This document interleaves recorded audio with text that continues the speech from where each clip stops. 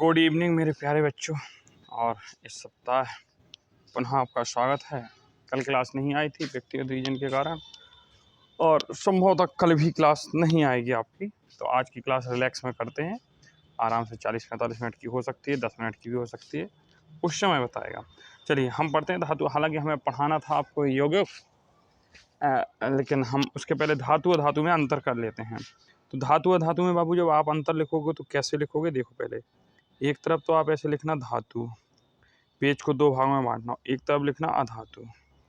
चूँकि हमारा भैया पीडीएफ वैसे तैयार नहीं है तो हम पहले धातु लिखाएंगे, तो पहले आप इस तरफ लिखते जाएंगे, जब अधातु लिखवाएंगे तब इस तरफ लिख जाएंगे। पेज को बिल्कुल दो भागों में बांटो बीच से, स्केल उठा लो, रखे नहीं होंगे पास में तो उठाओ जल्दी से, तो हेडिंग लगाओ धातु अधातु में अंतर। चूँकि धातु अधातु उपधातु हम पढ़ा चुके हैं, तो हम पढ़ते हैं धातु और अधातु में अंतर। क्या पढ़ते हैं? धातु और अधातु में अंतर। चलो धातु क्या होती है, पहला पॉइंट। धातु लिखेंगे साथ में, सामान्यतः ठोस होते हैं, जैसे लोहा, तांबा, सोडियम, पारे को छोड़कर। पारा Hg हमने पढ़ाया था आपको पिछली क्लास में।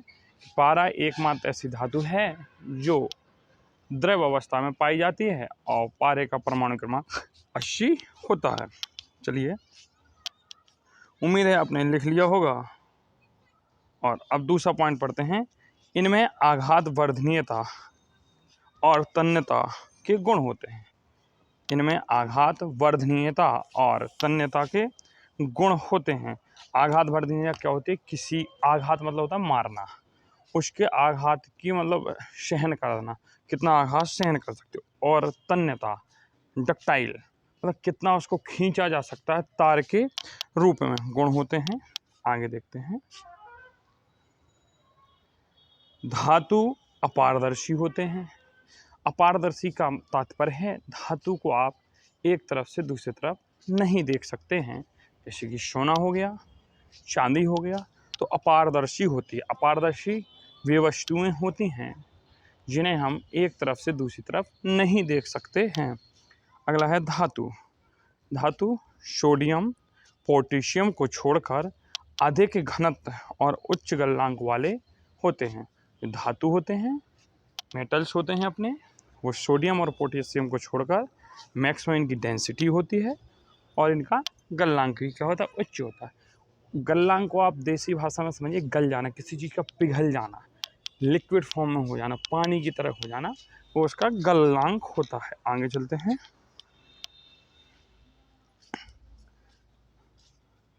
धातुओं में विशेष चमक होती है जिसे धात्विक चमक कहते हैं। धातुओं में विशेष चमक होती है जिसे धात्विक चमक कहते हैं। अगला पॉइंट लिखिए, छठवां। सभी धातु ऊष्मा और विद्युत के सुचालक होते हैं। कहने का तात्पर्य, विद्युत का मतलब होता है जो तार होते हैं ना अपने, उनमें जो लाइट बहती है वो मेटल के ही होते हैं, धातु के ही होते हैं। जैसे तांबा हो गया, तांबे के ही तार आते हैं या एल्यूमिनियम के आते हैं। क्योंकि चांदी का तार तो कोई बनाएगा नहीं, चांदी सबसे अच्छी सुचालक है। अगर चांदी का तार बना दिया तो लोग तोड़ लेंगे। अब ऊष्मा, ऊष्मा का मतलब होता है जल्दी चीज़ का गर्म हो जाना, तो सुचालक होते हैं। इसमें ऊष्मा का भी संवहन होता है, बहने लगता है। जैसे कि आपने देखा होगा पत्थर कभी गर्म नहीं होता है। अब आप कहोगे सर संगमरमर हो जाता, वो सिर्फ सूर्य का ताप होता है, उसमें ऊष्मा बहती नहीं है। बहने का मतलब जैसे कि आप पत्थर कह रहे हैं ना गर्म हो जाता, तो जैसे आप रोड देखते हैं तो जहाँ गर्मी के दिन में जहाँ छाया होती है वो गर्म नहीं होता है, जहाँ डायरेक्ट सूर्य की रोशनी पड़ती है वो गर्म होता है, उसमें ऊष्मा बहती नहीं है। समझे ना? सुचालक का मतलब बहना, एक स्थान से दूसरे स्थान तक बहना, तो उसमें ऊष्मा बहती नहीं है। धातु हमने, जैसे रबड़ होती है तो जो रबड़ का भाग धूप में होगा वो गर्म हो जाएगा, जो धूप में नहीं होगा वो। लेकिन धातु में ऐसा नहीं होता, जो लोहे की छड़ धूप में होगी वो तो गर्म होगी ही, जो भाग आपका छाया में होगा धीरे धीरे धीरे वो भी क्या हो जाएगा, गर्म हो जाएगा। आगे देखते हैं, सातवां पॉइंट। कुछ धातुएं आपस में मिलकर समांग मिश्रण बनाती हैं। समांगी कर लेना है, हाँ कोई दिक्कत नहीं। समांगी मिश्रण बनाती हैं जिसे मिश्र धातु एलॉयज कहते हैं। जो कुछ धातु होती हैं, सम मेटल्स जो होते हैं, कुछ धातुएं मिलकर कैसे बनाते हैं, होमोजेनियस मिक्सचर बनाती हैं, जिन्हें मिश्र धातु एलॉय कहते हैं। धातुएं पारा में घुलकर अमलगम बनाती हैं। जो धातु होती है वो पारा में घुल के अमलगम बनाती हैं। अगला देखिए, धातुओं के ऑक्साइड क्षारीय होते हैं। मेटल्स होते हैं, जो धातु होते हैं, इनकी जो ऑक्साइड हैं, ऑक्साइड इट मीन्स दैट आप कह सकते हैं ऑक्सीजन से क्रिया करके जो बनते हैं ऑक्साइड होते हैं, वो कैसे होते हैं, क्षारीय होते हैं। परंतु एल्यूमिनियम, जिंक तथा टिन धातुओं के ऑक्साइड उभयधर्मी होते हैं। ठीक है, इनके ऑक्साइड कैसे होते हैं, उभयधर्मी होते हैं। आगे बढ़ते हैं। अब दूसरे पार्ट में हम लिखेंगे अधातु, जो हमने पेज के दूसरा भाग कराया था उसमें अपन लिखेंगे। ऐसे आपने पेज बांटा था ना, इस तरफ धातु लिखा था, इस तरफ अधातु। अब अधातु वाले भाग में पहला पॉइंट पहले के सामने लिखेंगे। अधातु ठोस, द्रव और गैस तीनों अवस्था में होती है। जैसे गंधक जो होता है, गंधक मतलब सल्फर, ठोस अवस्था में पाया जाता है। ब्रोमीन आपकी द्रव अवस्था में पाई जाती है, और ऑक्सीजन हो गया, आर्गन हो गया, ये गैस अवस्था में पाई जाती हैं। ठीक है, इसके साथ एक चीज़ ध्यान रखिए, आप कमेंट बॉक्स में बताएंगे सल्फर का परमाणु क्रमांक कितना होता है, ब्रोमीन का परमाणु क्रमांक कितना होता है, और ऑक्सीजन का परमाणु क्रमांक कितना होता है, ये आपको कमेंट बॉक्स में बताना है। अगला दूसरा नंबर लिखेंगे, अधातुएं ठोस भुरभुरे होते हैं। भुरभुरे का मतलब आप अधातु में देखिए, आप जो चीज़ देखे हैं अधातुओं से बना यौगिक देखे होंगे आप, चौक देखे हैं, खली जिससे लिखते हैं टीचर ब्लैक बोर्ड पे, वो ठोस तो होती है, लेकिन भुरभुरी होती है, बहुत जल्दी टूट जाती है, क्षण भंगुर होती है। ठीक है, क्या होती है, क्षण भंगुर होती है। तो आप वो उदाहरण समझ लीजिए जो आप दैनिक जीवन में देखते हैं, बकाया बताने को कई बता सकते हैं, कोई मतलब नहीं है। तो भुरभुरे होते हैं, बहुत जल्दी टूट जाते हैं। चौक हमें लगता है सब बच्चे स्कूल में देखा होगा। आगे देखते हैं, कुछ अधातुएं पारदर्शी, कुछ अपारदर्शी और कुछ पारभासी होती हैं। जो नॉन मेटल्स होते हैं कुछ पारदर्शी होते हैं, जिसे अपन एक तरफ से दूसरी तरफ देख सकते हैं। कुछ अपारदर्शी होते हैं, नहीं देख सकते। कुछ पारभासी होते हैं, मतलब आधा देख सकते हैं, आधा नहीं देख सकते। आगे देखते हैं, अधातुओं का जो घनत्व होता है और गलनांक प्रायः कम होता है। इनका डेंसिटी भी कम होता है, और गलनांक बहुत जल्दी गल जाते हैं। इनका जो गलनांक होता है, टेम्परेचर होता है, बहुत कम होता है। जैसे कि ग्रेफाइट, हीरा और आयोडीन के अतिरिक्त, मतलब ये इन तीन का जो होता है गलनांक और घनत्व ज़्यादा होता है। बकाए इन तीन के अलावा जो भी धातुएं हैं उनका गलनांक और घनत्व कम होता है। आगे देखते हैं बच्चा, अधातुओं में कोई विशेष चमक नहीं होती है। अधातुओं में किसी भी प्रकार की कोई विशेष चमक नहीं होती, जबकि धातुओं में एक विशेष प्रकार की चमक होती है, जिसे हम धात्विक चमक कहते हैं। अगला पॉइंट नंबर 6 पढ़ते हैं अपन। ग्रेफाइट गैसों तथा कार्बन को छोड़कर अधातु ऊष्मा और विद्युत के, यहाँ ऊष्मा लिखना है, ऊष्मा और विद्युत के प्रायः कुचालक होते हैं। जो ग्रेफाइट होता है वो गैसों तथा कार्बन को छोड़कर ऊष्मा और विद्युत के कुछ, मतलब ग्रेफाइट जो होता है अर्धचालक होता है। कुछ गैसेस होती हैं जिनमें करंट फ्लो हो जाता है, ठीक है, और बकाया सब कैसे होते हैं, ऊष्मा के और विद्युत के कुचालक होते हैं। अगला देखते हैं, अधातुएं आपस में मिलकर मिश्र धातु नहीं बनाती हैं, ना ही अमलगम बनाती हैं। जबकि धातुएं, देखो हमने कहा था धातुएं मिलकर समांग मिश्रण बनाती हैं और अमलगम भी बनाती हैं। आगे देखते हैं बच्चा,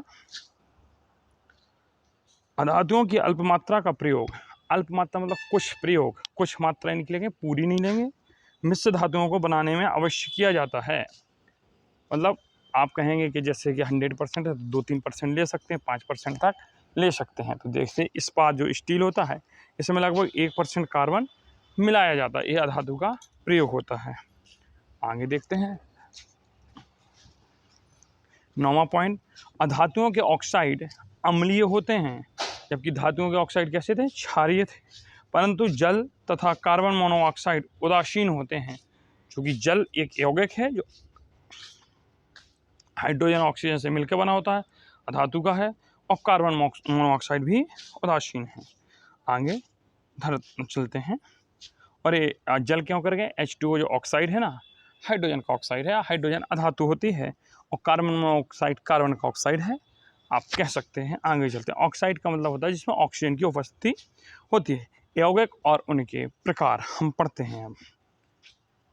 जब दो या दो से अधिक तत्वों का संयोग, संयोग को मतलब होता है मिलाना, दो या दो से अधिक तत्वों को हम मिला दें, आपस में मिलकर भी रासायनिक बंध बना लें। रासायनिक बंध कैसे होता है, जैसे हमने कहा हाइड्रोजन। तो अब जो क्लास 9th में वो तो समझ जाएंगे, लेकिन जो बच्चा 9th में नहीं है उसको थोड़ी सी दिक्कत होगी। देखो हाइड्रोजन, ऑक्सीजन और हाइड्रोजन, ये बन गया, ठीक है। तो ये होता है बंध, जुड़ना। आप बंध समझ सकते हैं, जुड़ना, छोटे बच्चे जुड़ना समझ सकते हैं, 9th 10th वाले और समझ गए होंगे। बंध बनाते हैं, इससे प्राप्त उत्पाद को यौगिक कहते हैं। अच्छा, ये नहीं है तो दूसरी परिभाषा आप लिख सकते हैं, वह पदार्थ जो दो या दो से अधिक तत्वों के नियत अनुपात में रासायनिक तौर पर संयोजन से बना होता है। मतलब एक फिक्स अनुपात होता है। जैसे कि हम तुमसे कहें अमोनिया NH3 है, तो इसमें कन्फर्म है कि एक नाइट्रोजन के साथ 3 हाइड्रोजन के यौगिक बनाएंगे। जैसे हम कहें मीथेन, तो एक कार्बन के साथ 4 हाइड्रोजन बनाएंगे। जैसे हम कहें जल H2O, तो 2 हाइड्रोजन और 1 ऑक्सीजन का अनुपात होगा। तो इसलिए इसमें कहेंगे वह पदार्थ जो दो या दो से अधिक तत्वों के नियत अनुपात में रासायनिक तौर पर संयोजन से बना होता है, यौगिक कहलाता है। कार्बनिक यौगिक, पहली हेडिंग डाली, ये प्रायः दो प्रकार के होते हैं। तो कार्बनिक यौगिक क्या है, प्रायः जीवित जंतुओं और वनस्पतियों से प्राप्त होते हैं। इनका आधार कार्बन की उपस्थिति होती है। जैसे हमारे शरीर की हड्डी में भी कार्बन पाया जाता है, तो हम भी वही इसमें लिखा ही है, प्रायः जीवित जंतुओं और वनस्पतियों से प्राप्त होते हैं कार्बनिक यौगिक। तो वनस्पतियों से होंगे। पहला प्रयोगशाला में बनाया जाने वाला कार्बनिक यौगिक आप कई बार बता चुके हैं। जैसे कि कहाँ कहाँ होता है, वसा होता है यौगिक में, कार्बोहाइड्रेट होता है, प्रोटीन, विटामिन, दैनिक जीवन की वस्तुएं जैसे रबर, प्लास्टिक, पेट्रोलियम, साबुन, कपड़े, मोमबत्ती, सौंदर्य प्रसाधन की वस्तुएं, कागज इत्यादि, इनमें क्या होता है, कार्बन की उपस्थिति होती है। अब देखते हैं अकार्बनिक यौगिक। अकार्बनिक यौगिक इन ऑर्गेनिक कंपाउंड क्या होते हैं, यह अधिकतर मृदा और मृदा के भीतर से प्राप्त होते हैं। यह मृदा और मृदा के भीतर से प्राप्त होते हैं। इसमें कार्बन उपस्थित नहीं होता है, यदि होता भी है तो न्यूनतम होता है, एक तो होगा नहीं। अकार्बनिक मतलब होता है अमान्य नहीं, कार्बन माने कार्बन। जहाँ कार्बन नहीं होता उन्हें अकार्बनिक तत्व कहते हैं। क्या कहते हैं, अकार्बनिक तत्व कहते हैं। आगे देखते हैं, चार्ज पे करेगा। आगे देखो, जैसे धावन सोडा Na2CO3, जैसे नमक NaCl। दैनिक जीवन में धातु, अधातु और उपधातु अकार्बनिक के उदाहरण हैं। ठीक है, धातु, अधातु और उपधातु अकार्बनिक के उदाहरण हैं। कार्बन में मैक्सिमम कार्बन ही होगा। आगे देखते हैं। अब ऐसे ही हमें लिखना है कार्बन और अकार्बन में अंतर, कार्बनिक यौगिक और अकार्बनिक यौगिकों में अंतर, अकार्बनिक यौगिकों में अंतर। भाई थोड़ा टेक्नोलॉजी हमको कम आती है, तो काम चलाओ, पेज को फिर 2 भागों में बांटो। एक तरफ लिखो कार्बनिक यौगिक, एक तरफ आप रफ में लिख लीजिएगा, फेयर में आप सीधे सीधे लिखिएगा तो आ जाएगा। थोड़ा इतना मेहनत कर लीजिए। आगे देखते हैं, कार्बनिक यौगिकों में क्या लिखेंगे, पहला पॉइंट लिखिए, यह कार्बन पर आधारित होते हैं। दूसरा लिखिए, इनमें विद्युत अपघट्ट नहीं बनता। विद्युत अपघट्ट मतलब इनमें धनायन और ऋणायन नहीं बनता है। कैथोड और एनोड नहीं बनता है। कैथोड और एनोड 9th 10th वाले समझ गए होंगे, 8th वाले भी समझने लगेंगे। कोशिश करिए, पहली बार ही सभी चीज़ें पढ़ी जाती हैं तो समझ में आएंगी। इनमें सह संयोजक बंध बनता है। अब सह संयोजक मतलब होता है सहमति से बनना। जैसे कि भैया आप काम है हमें, भाई हमारे पास खेती देखी होगी बखर से होती है, तो हमारे पास एक बैल है, तुम्हारे पास भी एक बैल है, दोनों बैलों को मिलाते हैं और साथ में चलते हैं, तो इसी को कहते हैं सह संयोजक। दोनों के आपसी सहयोग से, जैसे कि शिक्षक और विद्यार्थी भी एक आपसी सहयोग कह सकते हैं अपन, कि अगर शिक्षक पढ़ाता है और विद्यार्थी उतने ही सहयोग से पढ़ता है तो दोनों मिला के अच्छी बॉन्डिंग करके उच्च स्तर तक जा सकते हैं। तो सह संयोजक बंध होता है, जैसे कि हम आपको समझा दे रहे हैं। जैसे CH4 होता है, तो कार्बन आप चित्र बना सकते हैं, इसके सामने बनाना चाहें, हाइड्रोजन सिंगल बॉन्ड, फिर यहाँ भी हाइड्रोजन और यहाँ पर भी सिंगल बॉन्ड हाइड्रोजन। ठीक है, आगे चलते हैं। कार्बनिक यौगिक निम्न गलनांक व क्वथनांक के होते हैं। इनका जो गलनांक होता है वो भी कम होता है और इनका क्वथनांक भी कम ही होता है। आगे देखते हैं गलनांक क्या होता है, क्वथनांक क्या होता है, ये विसरण क्या होता है, उत्पादन क्या होता है, सारी इसके बाद हैं सारा पढ़ाया जाएगा। कार्बनिक यौगिक गैर ध्रुवित विलायक में घुल जाते हैं। और गुरु जी गैर ध्रुवित विलायक क्या होता है, पॉलिराइजेशन, जिसमें प्लस माइनस नहीं होता उसमें भी कार्बनिक यौगिक घुल जाते हैं। जैसे हमारा जल न्यूट्रल होता है। इनकी संरचना जटिल होती है। भाई इनकी जो संरचना है वो बनाना कठिन होती है, जटिल होती है। अब बनाना कठिन नहीं होता, जैसे ग्रेफाइट की ही संरचना है तो कुछ इस प्रकार से बनती है।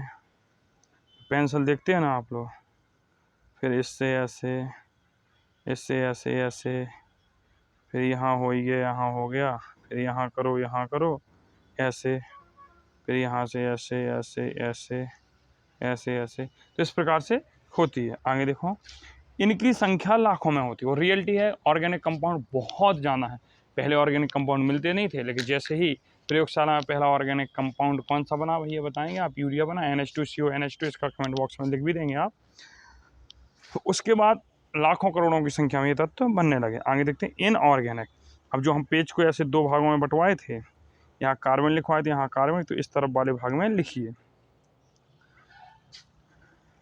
यह कार्बन पर आधारित नहीं होते हैं, अर्थात इनमें कार्बन नहीं होता, कार्बन पर आधारित नहीं होते हैं। आगे देखो, इनमें विद्युत अपघट्य बनता है, अम्ल, क्षार और लवण पाए जाते हैं।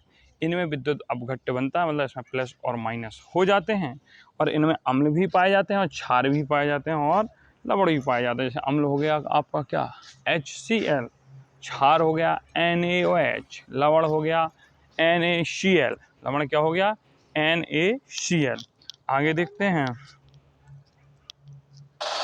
इनमें ज़्यादातर आयनिक बंध होते हैं। आयनिक का मतलब होता है प्लस माइनस वाली बॉन्डिंग होती है। जैसे NaCl का ही देखते हैं, Na प्लस होता है, Cl माइनस होता है। इसके पास 1 रुपये ज़्यादा था, इसके पास 1 रुपये की कमी थी, दोनों जोड़ दे दिया और बॉन्डिंग कर ली। ठीक है, ये आयनिक बंध होता है। आगे देखते हैं, अकार्बनिक यौगिक उच्च क्वथनांक व गलनांक वाले होते हैं। जो अकार्बनिक यौगिक होते हैं, इनऑर्गेनिक कंपाउंड होते हैं, वो उच्च क्वथनांक और गलनांक वाले होते हैं, जबकि कार्बनिक यौगिक कम क्वथनांक और कम गलनांक वाले होते हैं। ये ध्रुवित विलायक में घुलते हैं, वो नहीं, वो अध्रुवित में घुलते थे, ध्रुवित में। इनकी संरचना तुलनात्मक सरल होती है, नॉर्मल संरचना बना लेते हैं और ये सिर्फ हजारों की संख्या में ही हैं। तो यहाँ तक हमें लगता है आपको समझ में आया होगा। अब अगली हेडिंग डालते हैं हम ठोस, क्योंकि हमने पढ़ा था द्रव के ठोस, द्रव, गैस, ये पढ़ना था। तो अब इसमें अगली हेडिंग डालते हैं पदार्थ के टॉपिक में ठोस। पहले दिन वर्गीकरण पढ़ाए थे, पेज पलटाइए, देखिए वहाँ पर लिखा होगा ठोस। द्रव की वह अवस्था जिसमें उसका एक निश्चित आकार, स्थिर आयतन होता है, निश्चित आकार, आकृति और आयतन होता है, ठोस अवस्था कहलाती है। आगे देखते हैं, ठोस अवस्था में द्रव के कण आपस में बहुत पाश होते हैं, अतः उनके अंदर अंतरा आणविक बल बहुत अधिक होता है। ठोस अवस्था होती है। आप कहेंगे गुरुजी कैसे होती है, तो अभी बताते हैं गुरुजी, आज गुरुजी सिखा के रहेंगे तुमको ठोस। अब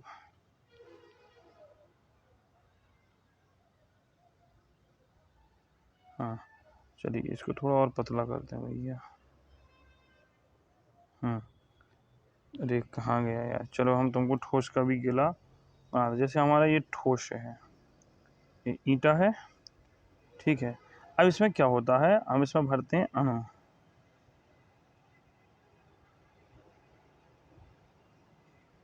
ये ठोस के अणु है, किसके अणु है, ठोस के अणु है।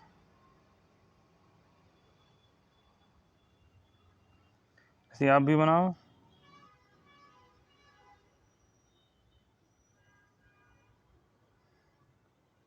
बनाओ भाई।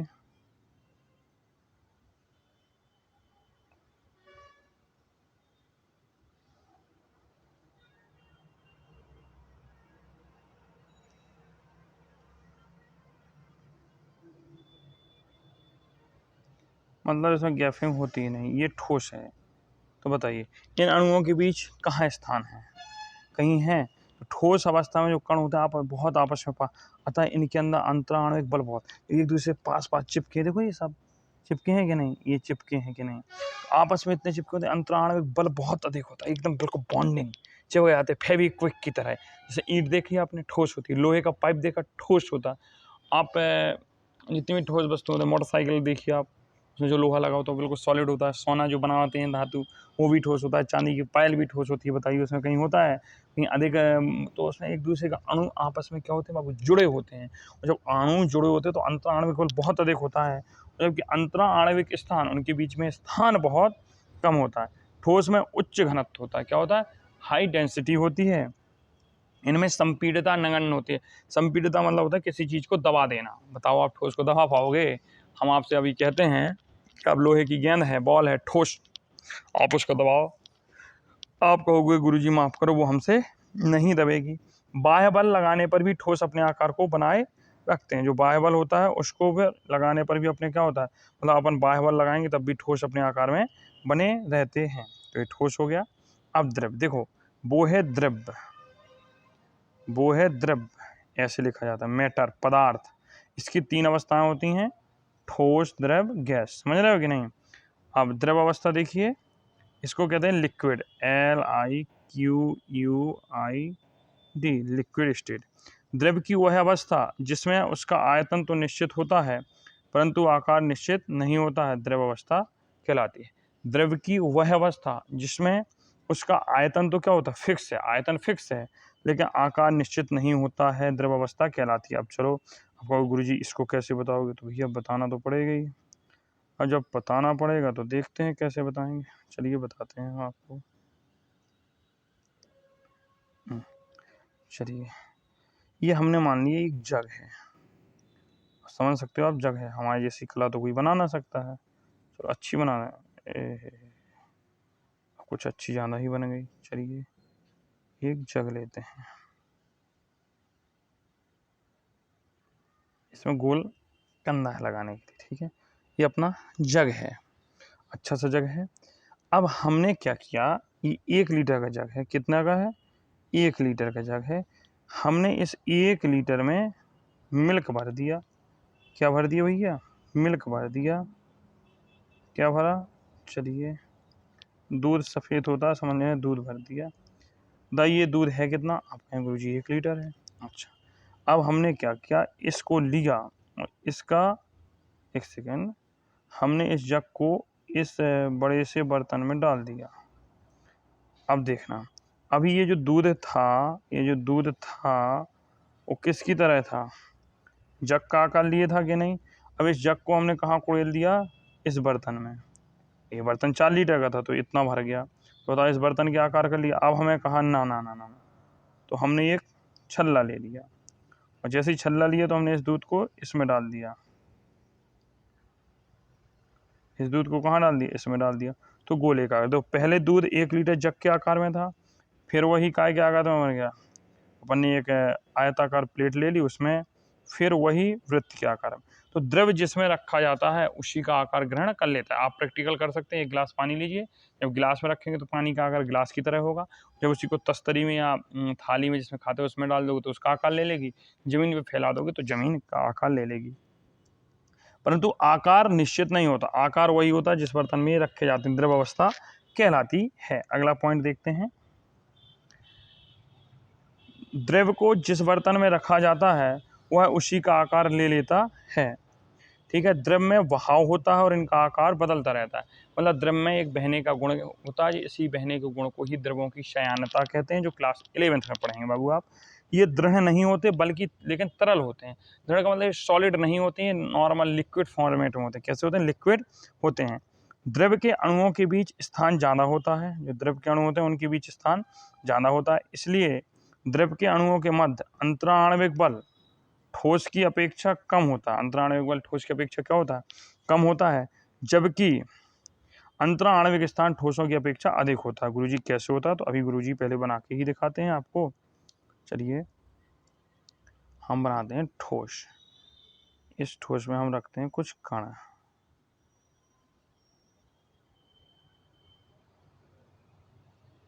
आप भी ऐसे बनाइए, ये मॉलिक्यूल्स हैं। आप जब तक डायग्राम नहीं बनाएंगे आपको विज्ञान समझ में नहीं आएगी, चाहे विज्ञान हो चाहे गणित हो, इनके आपको चित्र बनाने ही पड़ेंगे। अगर चित्र नहीं बनाते हो तो बड़ी समस्या हो जाएगी, इसलिए चित्र बनाना सीखिए। और ये नॉर्मल चित्र देखिए। अब इनको देखिए आप, इनमें काफ़ी गैपिंग दिख रही है कि नहीं। अभी जब सॉलिड का बनाया था देखो यहाँ पे भी गैप है, चलो हम चेंज करते हैं, यहाँ पे भी गैप है कि देखो ये गैप है, यहाँ बीच में ये गैप है, ये गैप है, ये गैप। तो इनमें अंतराण्विक मतलब जो स्थान है वो है, तो हम कह सकते हैं अंतराण्विक स्थान तो होता है, लेकिन अंतराण्विक जो बल होता है वो कम हो जाता है, स्थान बढ़ जाता है। ठोसों में बल भी ज़्यादा था, स्थान 0 था। इनमें स्थान तो है लेकिन बल हो गया। भाई अब हम आप हैं, ये मतलब ब्लूटूथ की तरह है, आप ब्लूटूथ से समझ सकते हैं। भाई ब्लूटूथ पास में होता बढ़िया से कनेक्ट होता जोरदार, और जैसे दूर ले जाते हैं, जो माइक कनेक्ट करते हैं ना, दूर दूर ले जाते हैं, आवाज़ कम करने लगता है। तो ऐसे ही ये है भाई, इसके कण लिक्विड के दूर दूर दूर होते हैं, और जब लिक्विड के कण दूर होंगे तो स्थान बन जाएगा, बल घट जाएगा। और जब द्रव के कण पास पास होते हैं तो स्थान 0 हो जाता है, बल बढ़ जाता है। चलिए आगे चलते हैं। अब तो द्रव के अणुओं के बीच स्थान ज़्यादा होता है, इसलिए द्रव के अणुओं के मध्य अंतराण्विक बल ठोस की अपेक्षा कम होता है, जबकि अंतराण्विक स्थान ठोस की अपेक्षा ज़्यादा होता है। आगे देखो, पॉइंट लिखिए, पॉइंट वाइज दोनों तरफ लिखना है, नहीं लिखना है इसको। द्रवों में ठोस की अपेक्षा संपीड्यता अधिक होती है, मतलब ठोस तो भैया दबेगा नहीं, हाँ द्रव थोड़ा संपीड्य हो जाएगा। आपको द्रव को दबा सकते हो, आप द्रव को दबा सकते हो। ठोस, द्रव और गैस तीनों में विस्तरण का संभव होता है, हालांकि ये पॉइंट बाद में लिखना था, आप लिख लीजिए, स्टार बना के इंपॉर्टेंट कर लीजिए। विस्तरण क्या होता है ये भी आगे बताएंगे। ठोसों की अपेक्षा द्रवों में विस्तरण की दर अधिक होती है। द्रव का घनत्व ठोसों से कम होता है, इनका जो घनत्व होता है, डेंसिटी होता है, वो कम होती है। किससे? ठोस से। गैस की और कम होती है। बर्फ जो है वो ठोस का घनत्व जल मतलब द्रव से कम होता है, ये एक अपवाद है। जो बर्फ का घनत्व है वो बर्फ ठोस है और उसका घनत्व जल से क्या होता है? कम होता है, एक अपवाद है। बकाया सभी ठोसों का घनत्व जो है वो द्रवों से ज़्यादा होता है। आगे चलते हैं, अगली हेडिंग डालते हैं गैस। आप हेडिंग डालेंगे गैस। द्रव की वह अवस्था जिसमें उसका ना तो निश्चित आकार होता है ना ही निश्चित आयतन होता है, गैसीय अवस्था कहलाती है। द्रव की वह अवस्था जिसमें उसका ना तो निश्चित आकार होता है ना ही निश्चित आयतन होता है, गैसीय अवस्था कहलाती है। गैस को जिस बर्तन में भरा जाता है वह उसी का आकार ले लेती है और पूरे स्थान को भर देती है। मतलब जिस बर्तन में रखेंगे उसी का आकार ले लेगी, उसी का स्थान ले लेगी, उसी का आयतन ले लेगी और पूरे स्थान को भर देती है। आप कमरे में बैठे, उसमें गैस है, इसी पूरी गैस को आप एक गिलास में संपीड करके, कंप्रेस करके भर सकते हैं। 15 किलो गैस या 15 लीटर गैस आप जिसमें भी नापते हो, सिलेंडर में आती है कि नहीं आती है? अरे आप नापना बाद में सिखाएंगे ना आपको। तो उस सिलेंडर की गैस को आप छोड़ दीजिए, ये बड़े विशाल कमरे में पूरा कमरा भर देगी। एक छोटे से कमरे में भेज दीजिए, उसमें भर देगी। तो उसको प्रेशराइज किया गया। आगे देखते हैं दूसरा पॉइंट। गैसीय अवस्था में कण द्रव की अपेक्षा अत्यंत दूर दूर होते हैं और गति करने के लिए भी स्वतंत्र होते हैं। जो गैसीय अवस्था है उसमें कण कैसे होते हैं गुरुजी? अभी बताते हैं। ये भैया, ये अपन एक डब्बा, ऐसे डब्बा बनाएंगे आप, और इसमें गैसीय अवस्था में एक यहाँ है, एक यहाँ है, एक यहाँ है, एक यहाँ है, एक यहाँ है, खत्म। अब बताइए, ये है कण। अब बताइए ये खाली स्थान है कि नहीं? ये खाली स्थान है कि नहीं? ये खाली स्थान। तो गैसीय अवस्था में कण द्रव की अपेक्षा दूर दूर होते हैं और गति करने के लिए भी क्या होते हैं? स्वतंत्र होते हैं, कहीं पर भी ये गति कर सकते हैं। चलिए, गैसों में बहाव होता है और ये तरल होती हैं। बह सकती है भैया, हवा ना बहती तो बताओ कैसे? हम श्वास लेते, हवा बह रही है कि नहीं बह रही है? हवा के बहाव से हमारे आसमान बनते हैं, बादल बनते हैं। ठीक है। गैसीय अवस्था में कणों की गति अनियमित तथा अत्यधिक तीव्र होती है। ये बिल्कुल सही। जब गैस की अवस्था होती है उसमें कण भयानक तीव्र गति से, जो तेज बजती है ना हवा, तो देखो, और तीव्र गति से होती, अनियमित होती है गति, अनियमित, कभी धीमी कभी तेज। अभी हवा नहीं चल रही, अभी एकदम से हो सकता है आंधी तूफान आ जाए। कैसी है? क्या है? गैस है। गैस की अनियमित गति के कारण आपस में एवं बर्तन की दीवार से टकराते हैं। हाँ देखो, अभी हम ब्रॉड उदाहरण बता दिए तुम्हें। अभी कह रहा है जैसे हम किसी बर्तन में गैस को रखते हैं, ठीक है, रख दिया, जब रख देंगे तो उसके अंदर भी गैस के कण एक दूसरे से टकराते रहते हैं, और इसको कहते हैं यादृच्छिक गति। क्या कहते हैं? यादृच्छिक गति कहते हैं। जो अचानक अनियमित गति होती है, कहने का मतलब जैसे ये है एक बर्तन, अब बता ठोस का कण क्या, गैस का कण यहाँ जाएगा, यों मारेगा, यों मारेगा, यों करेगा, यों करेगा, यों यों यों यों यों। ले ले, अब समझ में ना आ रहा, तुम लोग ऐसे ही बना लो, एक दूसरे से टकराता रहता है। जैसे अपन कभी वो छोटी बॉल आती है 10 रुपए की आती है, बहुत ऊंची उछलती है, उसको मार दो, भाग पड़, 3-4-6 जगह घलती है यहाँ वहां से, ऐसे ही गैस के कण होते हैं। ठीक है, आगे देखते हैं। बर्तन की दीवार पर गैस के कणों के द्वारा प्रति इकाई क्षेत्र पर लगाए जाने वाले, बर्तन की दीवार पर गैस के कणों द्वारा प्रति इकाई क्षेत्र पर लगे बल के कारण गैस का दबाव बनता है। ठोसों एवं द्रवों की तुलना में ठोसों एवं द्रवों की तुलना गैसों की संपीड़ितता से काफी अधिक होती है। मतलब जो ठोस और द्रव हैं उनकी तुलना में गैसों की संपीड़ितता क्या होती है, बहुत अधिक होती है। आप सीधा लिख लीजिए, गैसों की संपीड़ितता सबसे अधिक होती है। अगर आपसे क्वेश्चन आता है संपीड़ितता के बारे में, तो सबसे ज्यादा संपीड़ितता गैसों की है, फिर उससे कम है द्रव की, और ठोस में ना के बराबर है। आगे देखते, गैस के अणुओं के बीच स्थान ज्यादा होता है, इसलिए गैस के अणुओं के मध्य अंतराण्विक बल द्रव की अपेक्षा कम होता है, जबकि अंतराण्विक स्थान द्रवों की अपेक्षा ज्यादा होता है। अब ये कहेगा कहानी गुरुजी, तो गुरुजी अभी कहानी बता दे रहे हैं। ये गैस का बनाइए, इसमें छल्ले बनाइए, 1 2 3 4 ले। कह रहा है कि गैस के अणुओं के बीच स्थान ज्यादा है, दिख ही रहा है, इसलिए गैस के अणुओं के बीच जो अंतराण्विक बल है वो द्रव की अपेक्षा कम, हमारे द्रव की अपेक्षा भी कम होता है और ठोस की अपेक्षा भी कम ही होता है, जबकि अंतराण्विक स्थान द्रवों की अपेक्षा बहुत ज्यादा होता है। भाई बल तो कम होगा, स्थान ज्यादा होगा, वही कह रहे हैं। गैसों का अन्य गैसों में विस्तरण बहुत तीव्रता से होता है, मतलब गैस का गैस में विस्तरण कैसा होता है, अधिक तीव्रता से होता है, जैसे ये हो रहा है अधिक तीव्रता से। ठीक है, चलिए आगे देखते हैं। द्रवित पेट्रोलियम गैस क्या होती है, तो एलपीजी को द्रवित पेट्रोलियम गैस कहते हैं। एलपीजी को क्या कहते हैं, द्रवित पेट्रोलियम गैस कहते हैं। सीएनजी क्या होती है, कंप्रेस्ड नेचुरल गैस होती है, इसे प्राकृतिक गैस कहते हैं। गैसों में संपीड़ितता ठोस द्रव से अधिक होती है। अगर संपीड़ितता की बात करेंगे तो सबसे ज्यादा गैसों में हम बता चुके हैं। आगे देखिए, अरे अभी कहाँ जाए भैया, द्रव के बारे में महत्वपूर्ण जानकारी लेते हैं। नहीं, क्लास अभी चलेगी और 10 मिनट क्लास चलेगी, 2 दिन से क्लास नहीं हुई ना। पदार्थ के कण निरंतर गतिशील होते हैं, अर्थात गतिज ऊर्जा होती है। ठीक है, तो जो पदार्थ के कण हैं वो निरंतर क्या करते हैं, गतिशील होते हैं, अर्थात उनमें गतिज ऊर्जा होती है। तो जो द्रव होता है, मैटर होता है आपका, इसमें गति होती है। तापमान बढ़ने से कणों की गति तेज हो जाती है। जो तापमान होता है उसके बढ़ने से कणों की गति कैसे हो जाती है, तेज हो जाती है, लिख लिया होगा। आगे देखते हैं। तापमान बढ़ने से जब कणों की गति तेज होगी तो गतिज ऊर्जा भी बढ़ जाती है, क्योंकि गतिज ऊर्जा का जो सूत्र होता है, जो 9th वाले पढ़े होंगे, गतिज ऊर्जा के बराबर होता है हाफ एम बी स्क्वायर। दोबारा लिख देते हैं, गतिज ऊर्जा के बराबर आपने पढ़ा होगा हाफ एम बी स्क्वायर, ये गतिज ऊर्जा होती है। तो भैया जब इनका वेग बढ़ा, बी बढ़ेगा, तो निश्चित है काइनेटिक एनर्जी, गतिज ऊर्जा बढ़ ही जाएगी। आगे देखते हैं।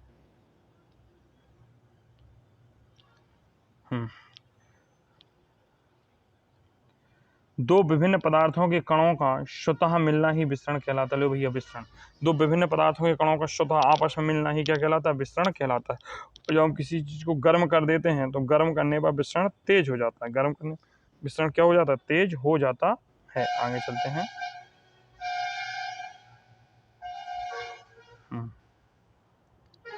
ठोस के तापमान बढ़ाने पर उसके कणों की गतिज ऊर्जा भी बढ़ती है। बिल्कुल है, कोई भी ठोस है उसको गर्म कर दीजिए, उसके कणों की गतिज ऊर्जा बढ़ेगी, लिक्विड फॉर्म में बदल देगा। जैसे कि हमारी चीनी के कण होते हैं वो ठोस होते हैं, जैसे उनको गर्म करोगे तो पिघलने लगते हैं।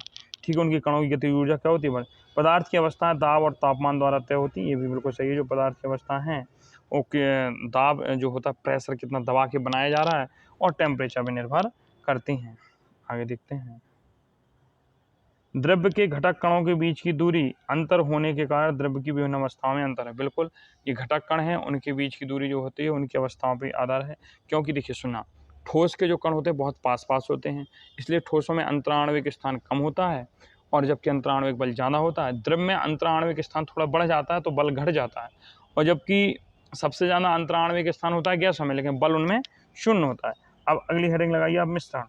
अभी तो कहाँ होगा, अभी तो भैया और पढ़ना है, नहीं पढ़ना है। चलो मिश्रण पढ़ लेते हैं, कुछ पढ़ लेते हैं मिश्रण, फिर समांगी विषमांगी बाद में पढ़ाएंगे। कई बच्चे कह रहे हैं हम पढ़ चुके हैं सर, आगे पढ़ चुके हैं, इसमें कुछ अलग है, देखो रे।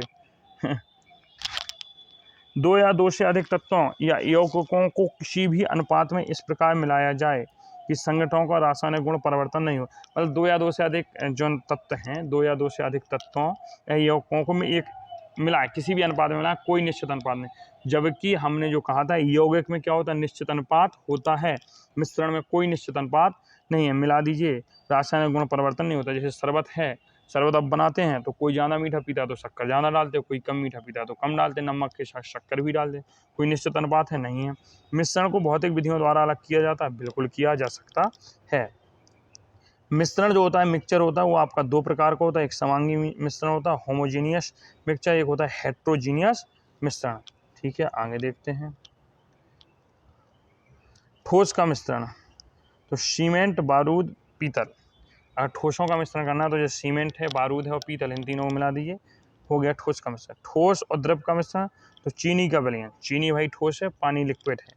नमक का विलयन, नमक ठोस है, पानी लिक्विड है। चीनी और दूध का मिश्रण, चीनी ठोस है, दूध लिक्विड है। समुद्र का जल, जल लिक्विड है, नमक इसमें क्या है, ठोस है। शरबत, फलों का रस। ठीक है, ये सारे क्या है, ठोस और द्रव का मिश्रण है। अच्छा, द्रव और द्रव का मिश्रण, दूध और जल को मिला दो, एल्कोहल और जल को भाई कहते हो ना, बनने दो पैक शराब वाला, वही है एल्कोहल। आगे चलते हैं भैया, पढ़ते हैं द्रव और गैस का मिश्रण। किसका, द्रव और गैस का मिश्रण, किसका, द्रव, अच्छा, द्रव और गैस का मिश्रण। जैसे सोडा वाटर है तो इसमें जल होता है और कार्बन डाइऑक्साइड होती है, का मिश्रण होता है। आगे चलते हैं भैया, गैस गैस का मिश्रण देख लेते हैं। अब थोड़ा ऐसे हो जाइए साइड में। गैस गैस का जैसे कॉल गैस है, प्रोड्यूसर गैस है और वायु है। प्रोड्यूसर गैस का हमने फॉर्मूला पढ़ाया है, आप उसको लिख के कमेंट बॉक्स में बताएंगे। ठोस गैस का मिश्रण देखिए, इसमें ठोस होगा और गैस होगा। जैसे धुआं है, कार्बन के बेस कण है, धुआं में क्या होता है, कार्बन के बेस कण होते हैं, हवा होते हैं, तो ठोस हो गया बेस कण जो धूल कण होते हैं, और वायु तो है ही। गैस, ठोस और द्रव का, तो कोको कोला और लेमोनेड आदि ये क्या है, जैसे वायु में क्या है, ऑक्सीजन, नाइट्रोजन, कार्बन डाइऑक्साइड, जलवाष्प, ऑर्गन इत्यादि हैं। आगे देखो, इस्पात में क्या है, लोहा, कार्बन और अल्प मात्रा में मैग्नीशियम, क्रोमियम आदि का मिश्रण होता है। आगे देखते हैं समांगी मिश्रण। चलिए इसको भी खत्म करते हैं। होमोजीनियस, ऐसा मिश्रण जिसमें उसके घटक एक दूसरे में इस प्रकार मिले हों कि पूरा मिश्रण समरूप हो, समांगी हो मिश्रण कहलाता है। जल में चीनी का विलयन, हवा जल में नमक का विलयन। ऐसा मिश्रण जिसमें उसके घटक कण एक दूसरे से इस प्रकार मिले हों, को पूरा मिश्रण कैसा हो, समरूप हो, समांगी मिश्रण कहलाता है। आगे देखते हैं, समांगी मिश्रण को विलयन भी कहते हैं। अगला हेडिंग लगाइए आप, विषमांगी मिश्रण। हेट्रोजीनियस, ऐसा मिश्रण जिसमें उसके घटक एक दूसरे में पूरी तरह मिले नहीं रहते हैं और मिश्रण के अलग अलग भागों में घटकों का वितरण समान नहीं होता, विषमांग मिश्रण कहलाता है। तो ऐसा मिश्रण जिसमें उसके घटक एक दूसरे में पूरी तरह मिले नहीं रहते हैं और मिश्रण के अलग अलग भागों में घटकों का वितरण समान नहीं होता, विषमांग मिश्रण कहलाता है। आगे देखते हैं, जल और तेल का मिश्रण, जल में बालू का घोल, घोल लिखना है, घोल लिखना है, और नमक और चीनी का मिश्रण इत्यादि क्या होते हैं। अगली हेडिंग डालिए, मिश्रण और यौगिक में अंतर, difference between compound and the mixture. हमको लगता है आप थक गए होंगे, इस पर हम करते हैं सोमवार से start. Thank you so much. अगर कोशिश करेंगे, नहीं सोमवार से नहीं, कोशिश पूरी रहेगी, नहीं कोशिश नहीं, 101% संडे में एक क्लास आएगी आपकी, और वो क्लास होगी, संडे का हटाओ, अभी पढ़ते हैं, चलिए अभी पढ़ते हैं, चलिए अभी नहीं। हेडिंग डाली, मिश्रण और यौगिक में अंतर, कोई संडे में नहीं, सोमवार से ही क्लास आएगी। Difference between mixture and the compound, इनमें अपन को अंतर पढ़ना है। आगे देखते हैं, हेडिंग लगाओ मिश्रण, मिक्सचर, हेडिंग लगाओ मिक्सचर। मिश्रण में इसके अवयवी पदार्थों को भौतिक विधियों, आपको फिर वैसे करना है, एक तरफ मिश्रण डालना है, एक तरफ यौगिक डालना है। पहले हम मिश्रण में लिखते हैं पॉइंट बाई पॉइंट, ठीक है, तो हम मिक्सचर में लिखेंगे, मिश्रण से इसके अवयवी पदार्थों को भौतिक विधियों जैसे छानना, बाष्पन, ऊर्ध्वपातन इत्यादि द्वारा पृथक किया जा सकता है। इन सारे टॉपिक्स को हम सोमवार को डिस्कस करेंगे। मिश्रण में इसके अवयवी पदार्थों के सभी गुणधर्म पाए जाते हैं। जो मिश्रण होता है, इसके अवयवी पदार्थों के सभी गुणधर्म पाए जाते हैं। मिश्रण के बनते समय ऊर्जा, जो मिश्रण के बनते समय भैया क्या होगा, ऊर्जा प्रकाश इत्यादि के रूप में ना शोषित होकर और ना ही मुक्त होती है। ना तो शोषित होती है, ना जब मिश्रण बनता है तो ऊष्मा ना, जैसे शक्कर घोल का कोई ऊष्मा ना निकलती है, ना चाहिए ऊष्मा और ना उसके शोषण के लिए चाहिए, ना मुक्ति के लिए चाहिए। मिश्रण का संघटक, जो मिश्रण का घटक होता है जिसे बनाते हैं, अनिश्चित होता है, इसमें कोई पता नहीं है कितना बना। इसके अवयव द्रव्यमान से किसी भी अनुपात में हो सकते हैं, किसी भी यौगिक से आप मिलाइए हो जाएगा। मिश्रण का गलनांक, क्वथनांक, घनत्व निश्चित नहीं होता। कन्फर्म है भाई, क्या निश्चित होगा, आप किसको किस में मिला रहे कोई पता थोड़ी, आप मिश्रण बना दोगे।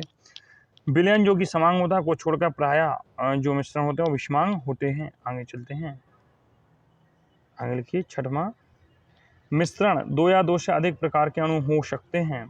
मिश्रण का कोई भी निश्चित रासायनिक सूत्र नहीं होता है। मिश्रण का कोई भी निश्चित रासायनिक सूत्र नहीं होता है। आगे लिखिए, मिश्रण का घनत्व अवयवी पदार्थों के घनत्वों का औसत होता है। जो मिश्रण का घनत्व होता है, जितने भी पदार्थ आपने मिलाए हैं उन सभी के पदार्थों के घनत्वों का औसत होता है। अब दूसरा लिखिए यौगिक, बस और 5 मिनट की क्लास से कम ही होगी। यौगिकों को इसके अवयवों को भौतिक विधियों द्वारा पृथक नहीं किया जा सकता। जो यौगिक हैं इनके अवयवों को, जैसे हम H2O कहें तो ये एक यौगिक है हाइड्रोजन ऑक्सीजन का, तो हम भौतिक विधि छान के, पृथक करके, छानना, पृथक करना, ऊर्ध्ववातन करना, बाष्पीकरण करना नहीं कर सकते अलग। यौगिक के गुणधर्म इसके अवयवी पदार्थों से भिन्न होते हैं। जो यौगिक होता है उसके गुणधर्म, हाइड्रोजन का गुणधर्म कुछ और है, ऑक्सीजन का अलग है। जब मिल गया जल बनेगा उसके गुणधर्म अलग हैं। Na धातु है, सोडियम है, क्लोरीन क्या है, अधातु है Cl। देखो ये Na क्या है, धातु है, क्लोरीन क्या है, अधातु है। ये दोनों मिल गए सॉल्ट बना लिए हैं, लवण बना लिए, अलग ही गुण दिखाते हैं। ठीक है, आगे देखते हैं।